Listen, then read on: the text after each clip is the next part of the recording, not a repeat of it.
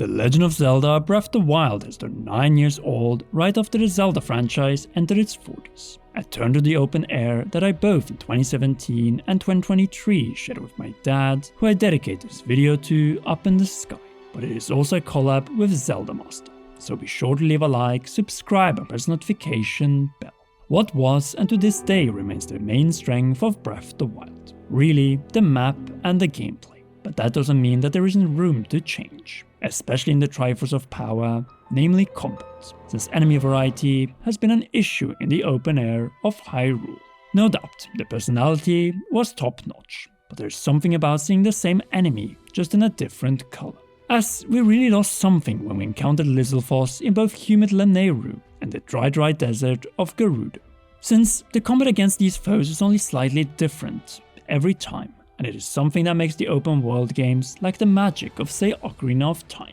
Same went for the bosses, but that one was addressed in Tears. Enemy variety, however, remains a point of improvement, and the solution is simple.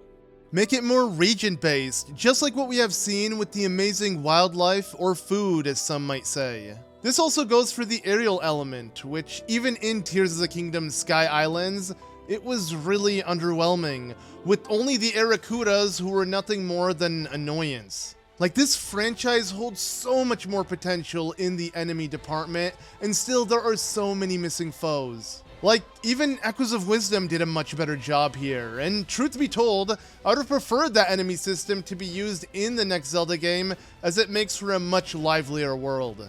But now then, what about Link and his ability to fight said foes? The arrow time or the perfect dodge for flurry rushes should definitely stay. But the overall combat should be much more refined and become more skill-based as we've seen it in past entries. Think the Wind Waker's Outset Island Dojo, and especially Twilight Princess's secret skills, taught by none other than the Hero Shade, that being the spirit of the Hero of Time. The potential is immense, and there are just so many techniques and animations that remain unused. It's somewhat comparable to the potential the Zelda team saw when they finally allowed Link to wear a variety more of new tunics and wield far more weapons and shields. So a combination of greater enemy variety and more advanced combat could really make the next Zelda game stand shoulders above both Breath of the Wild and the old GameCube classics. In truth, it would potentially make for the best Zelda combat in the franchise, and that is exactly where the Zelda team should be targeting. That going for gold in nearly every regard before the next Zelda after that one, which will be near the 50th anniversary of the franchise. Breath of the Wild was such a leap in the solid but linear gameplay of 3D Zelda. But Tears went overboard by turning the real fun of the new mechanics into a grinding experience, which resulted in a much higher rate of people who simply didn't beat the game, as the key to the best Zelda gameplay is accessibility, and giving people a chance to experience the best the engine has to offer, but doing it through the main quest, all to deliver those real wow moments and make them something you remember years later. And it is that timeless and uniqueness that sort of got lost in the transition to the open air. The Zelda magic, if you will, as there are much fewer scripted moments now, and as a result it is easier to miss some of the best parts of the games. Link's expressions should be just as varied as his arsenal of items and weaponry, and though cooking really added to the immersion and taking advantage of collecting produce and meat, it also broke the seriousness of the toughest boss battles, which truth to be told is nothing compared to the Lynels, which are not even considered as overworld bosses. Perhaps limiting certain elixirs and dishes could add to making the boss fights even more frightening. And as for combat, the magic meter should make its grand return in 3D Zelda. Same goes for the hookshot or clawshot, as both have their uses in particular parts of these games.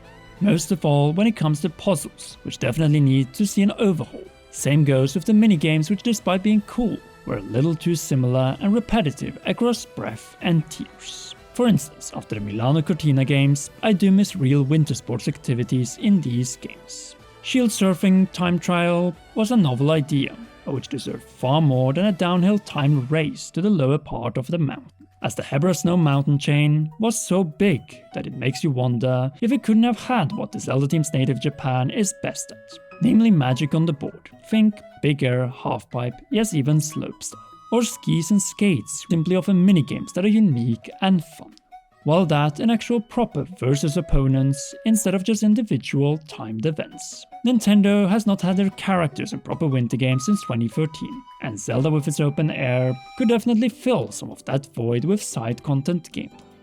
After all, it is all about making each region of the large maps unique and fun, and the lack of a capital and winter/Christmas village was really felt in both Breath and Tears. The potential is certainly there, as we saw with Gerudo Town, Kakariko and Lorelin Village, and naturally, Zora's Domain. The key is to make it lively and bustling with activity that is the perfect contrast to the wilderness surrounding these local hubs of commerce and fun. Anyway, enough winter games and a future bid from Norway again. As fun fact, it was the withdrawal of the 2022 candidacy of my home city that resulted in starting this channel.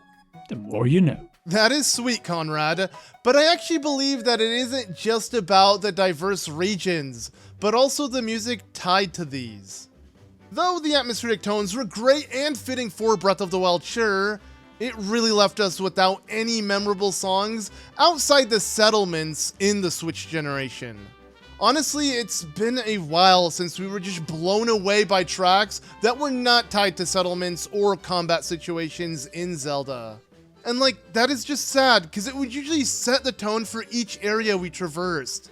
Though, does this also have to do with the far greater size of each province? Absolutely. But with so many musical variations, especially in the temple department, it is clear that the regions also deserve some more love. Speaking of Breath of the Wild though, it truly had the perfect sized map, and in reality, we really shouldn't go bigger with the new map. Because it's all about the density and not just sheer size.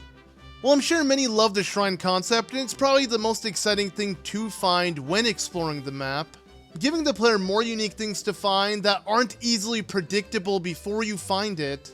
Like maybe adding a mini dungeon or two, or some secret that isn't yet another shrine or a cave.